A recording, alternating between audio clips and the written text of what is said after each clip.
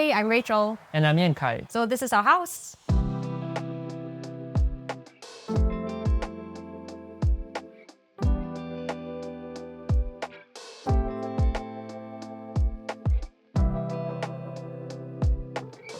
Our house is really very brightly coloured and it was all intentional. But what we really wanted to avoid was having the colours sort of clash even though it's so brightly coloured. So for the partition spaces, what we did was we picked one main colour for each of the rooms, and then the door colour sort of matches the interior to act as a portal into the different spaces. And to balance all these colours, we chose to keep the walls and the floor quite simple, so off-white and grey, and then we injected more fun through our furnishings.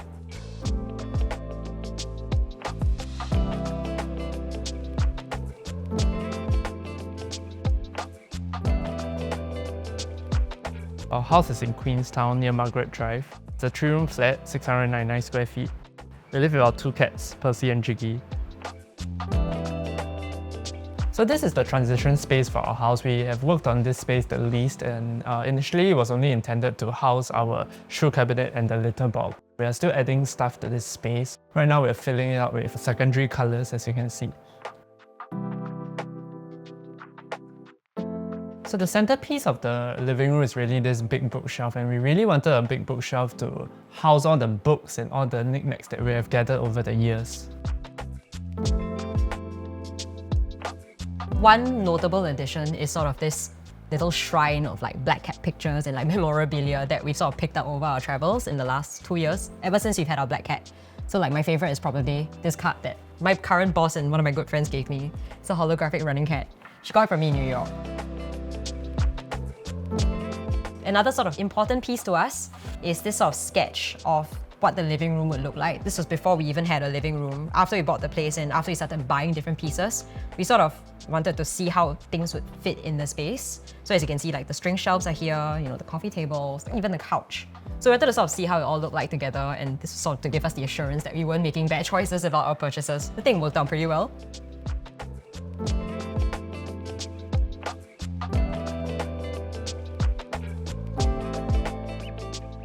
We picked a variety of materials all over the house. Just looking at the shelves, it's black metal with wood. And beyond the materials, we also have just different things of all sorts. So a big one for us is the hanging paperbird mobile that we picked up from a kid's store.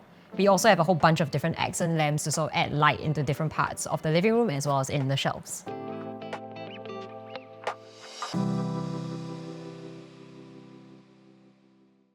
Before we go on, let me just share with you about an exciting new launch in Lentor Hills, Lentoria. Inspired by private park homes, Lentoria is landscaped with floral gardens and water features that blur the boundary of home and nature. You can rest and play however you like with curated facilities such as the 50-meter lap pool, forest fitness, garden lounge, sky terrace, and more. Lentoria has a total of 267 premium units ranging from 1 to 4 bedroom, and all of them are designed for flexible living in mind. The walls in the units are easily transformable, allowing you to easily customize your space to fit your needs and lifestyle. Apart from a short stroll to the nearby malls, you'll also get sheltered access to both the bus stop and Lentor MRT station. And for families with little ones, Lentoria is located within a 1 kilometre to renowned primary schools. So if you'd like to learn more about Lentoria, you can visit this showroom or click on the link in the description box below. Alright, now let's head back to our tour.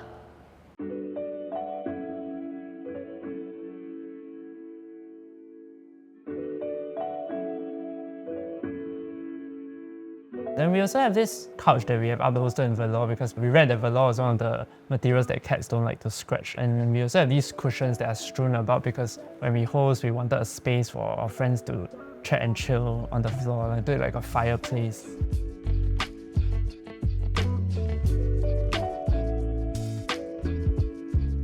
In the day when we don't have friends over, I'm usually sitting there working on the coffee table.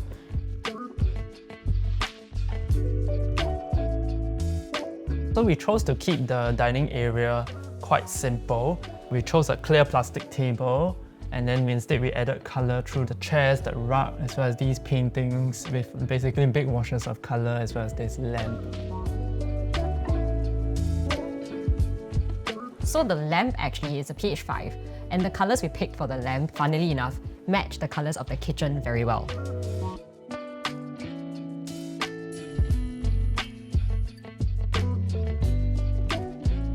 Moving on to the kitchen, which is the blue room of the house. So we sort of landed on this shade of blue, which is this really light powder blue, robin egg blue, because we wanted to keep the space feeling as light and open as possible.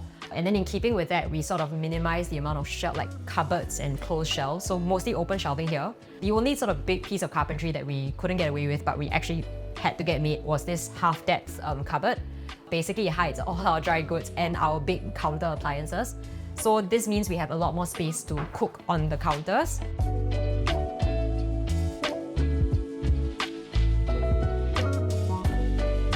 This giant silver hob, which we do use very regularly, was actually picked up by Yankai, and there are all these very pretty bright red knobs that sort of match the drawer pulls all over the kitchen, which we actually sourced from the IKEA kids section. So next we have the bathroom. Yeah, we specifically had the door to match the inside of the room. From the get-go, actually, we weren't very pleased with how the space planning was done in the bathroom. So we got rid of one shower and instead put in a second vanity, which we thought made a lot of sense for us in terms of daily use. We also had this wallpaper, which is basically of a lagoon, and then to match the wallpaper, we had these terrazzo countertops as well as the brown tiles to give it a kind of a beach vibe. Finally, I had this door pulls that I was really proud of when I first found it. It's this pigeon on a white ball.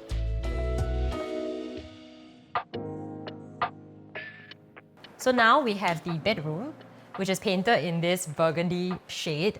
Wanted a dark color because we wanted to keep the space feeling cozy. This is our cat, Jiggy. Jiggy! We kept the decor in the space very simple because we wanted it to be a place of relaxation. Nothing too much here, just a few lamps, prints, and a pendant lamp. We have this green rectangle painted onto the wall to sort of emulate this bed frame of this really cool green bed frame that we saw, but we could never buy. So that was a cheap solution that we thought of.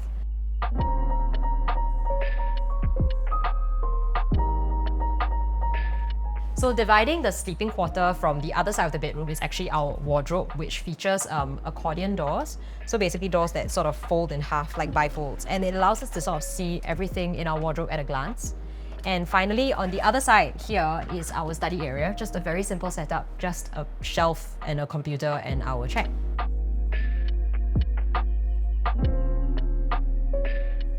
So separating the bedroom from the shower is this sliding door.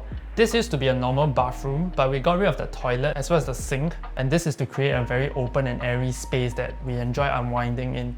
And I've always wanted a shower that kind of looks like a swimming pool, so as you can see, we picked the blue tiles and the white tiles to best convey that imagery.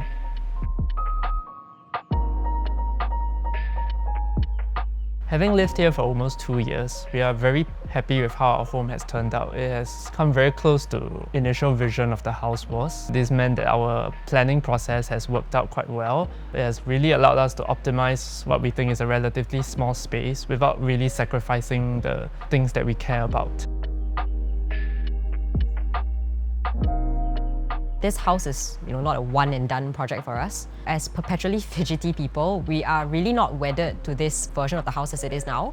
We really like the idea of a space that evolves with our needs and what we like. So we are always a little bit dissatisfied with how the space is, and we're always sort of interested or looking forward to what this house can be next.